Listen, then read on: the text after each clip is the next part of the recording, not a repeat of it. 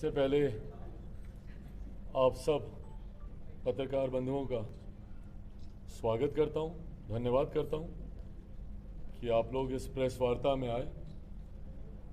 आज हम लोग गया जिले में हम लोग का पार्टी के पदाधिकारियों के साथ एक बैठक आयोजित की गई थी। दो उद्देश्यों से ये बैठक रखी गई थी।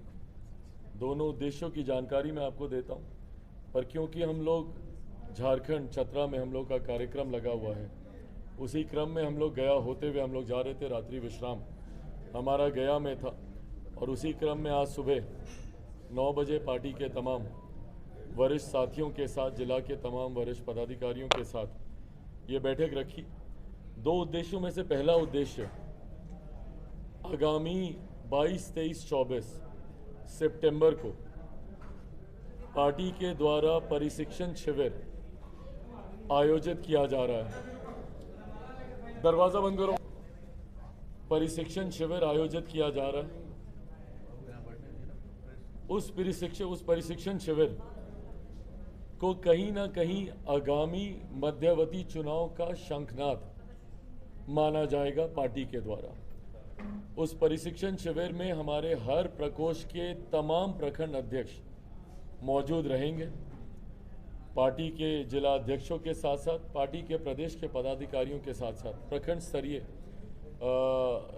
पदाधिकारी उस प्रशिक्षण शिविर में उपस्थित रहेंगे। उसमें पार्टी की नीति, पार्टी की रणनीति और पार्टी की उपलब्धियों का विस्तार से उसमें चर्चा की जाएगी।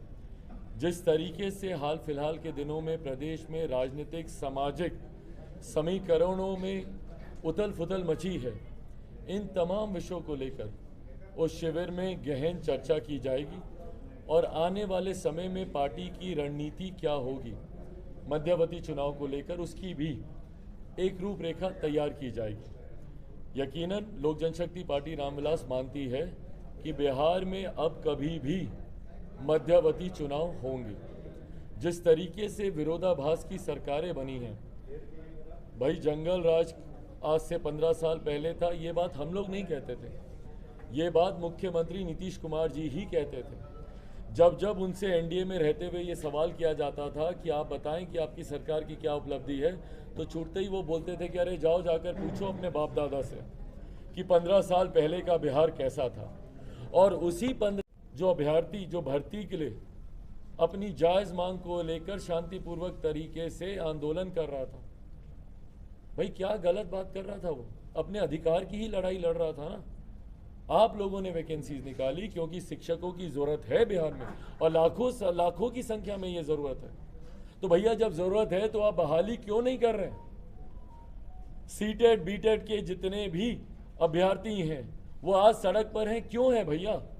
आपने वैकेंसी निकाली और सालों से सिलेक्शन होने के बावजूद आज कर रहे हैं, कल कर रहे हैं, अब निकालेंगे, अगले महीने निकालेंगे, क्यों इस बात को लटकाया जा रहा है भैया? क्या कोई बैकडोर से, क्या कोई भ्रष्टाचार की योजना तैयार की जा रही है इनकी नियुक्तियों को लेकर, इनकी भर्तियों को लेकर?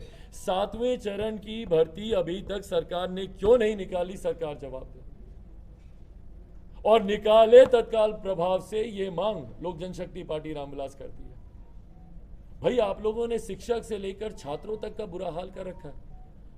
मगध विश्वविद्यालय गए थे अभी 15 दिन पहले, 15-20 दिन पहले, जब हम पिछली बार हम आए थे, वहां पर छात्र धरने पर बैठे हुए। भैया समय पर आप कोर्स पूरा नहीं करते।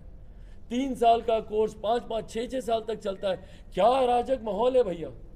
शिक्षक सड़क पर है, छात्र सड़क पर है और मुख्यमंत्री बिजी हैं अपनी कुर्सी को बचाने के लिए। शिक्षा मंत्री बिजी हैं अपनी खाने की दावतों में जाने के लिए। इन लोगों के पास फुर्सत नहीं है बैठ के कि भैया जो प्रदेश के जो ज्वलंत विषय हैं उसको सुलझा लिया जाए, और उसके ऊपर आग में घी डालने का काम करते हैं इनके ऐसे भ्रष्ट अधिकारी। एडीएम पटना की किस बर्बरता से तिरंगे पर और अनिसुर रहमान के ऊपर लाठियां चलाई इनके अधिकारी ने। भाई वो तिरंगा दिखा रहा था, ये वही तिरंगा है जिसको दिखाकर यूक्रेन में रह रहे भारतीय छात्र ने सीमाएं पार की थी। और सिर्फ भारतीय छात्रों ने ही नहीं, दूसरे देशों के भी छात्रों ने तिरंगा दिखाकर एक सुरक्षा का भाव तिरंगे ने दिया था। और वहीं जब तिरंगा बिहार में दिखाया जाता है तो उन पर लाठियां चलती है। क्यों इतनी नफरत है मुख्यमंत्री नीतीश कुमार जी को तिरंगे से? और क्यों तिरंगे के अपमान पर मुख्यमंत्री नीतीश कुमार खामोश हैं? 24 घंटे के भीतर जिस अधिकारी को बर्खास्त किया जाना था, क्यों नहीं किया गया? और न सिर्फ बर्खास्त बल्कि राष्ट्रद्रोह का मुकदमा उस अधिकारी पे चलना चाहिए जिस तरीके से तिरंगे का अपमान किया गया।